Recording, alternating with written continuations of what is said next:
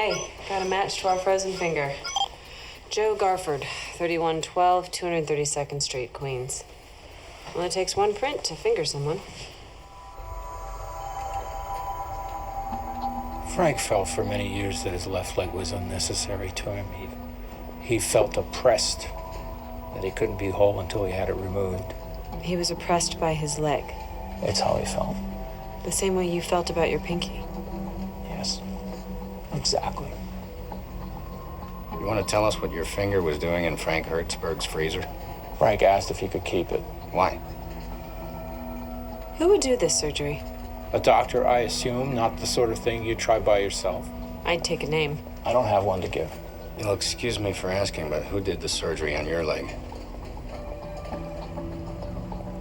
I can't say I quite made it to Frank's level of determination. They call us wannabes. We wish we were amputees, so we pretend we are. Some of us, like Frank, actually have the surgery.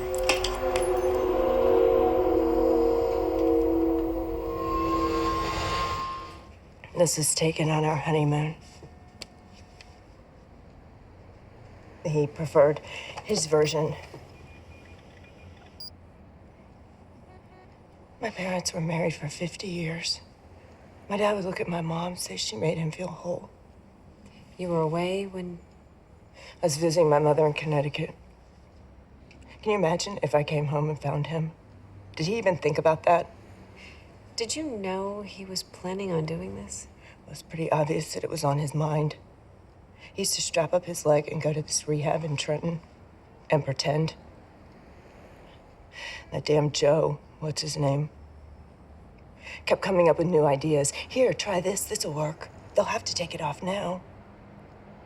He would drill himself, cut himself. He froze his leg in dry ice once. It's called apotemnophilia. Body integrity identity disorder.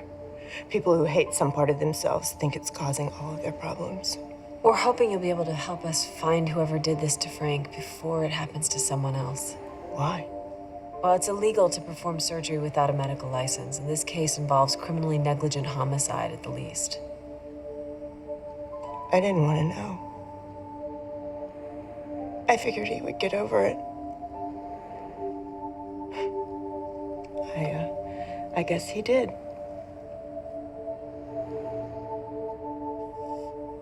You're gonna need to call the ME's office to make arrangements for Frank's body. He didn't want his body when he was alive. I certainly don't want it now that he's dead. Tox report on Frank Hertzberg. Great. Yep, he was pretty doped up. Acetaminophen, tetracycline, oxycodone, antibiotics, and painkillers.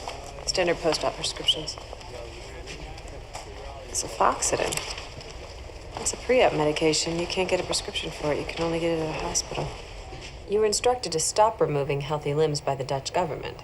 Completely legal procedures at that time. But you have a history of cooperating with the requests of people like Frank Hertzberg who wound themselves to force doctors to amputate. When you repaired his leg a year and a half ago, you knew the wound was self-inflicted. And I knew it was only a matter of time before he tried again. Did he ask you to perform the amputation?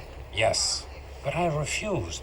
But you prescribed the medications that were found at the scene. Those medications date from the operation on his leg. And the preoperative antibiotics? Drugs are stolen from hospitals every day. Patients, visitors, hospital staff. I would have liked to help Frank, but never at the risk of my career.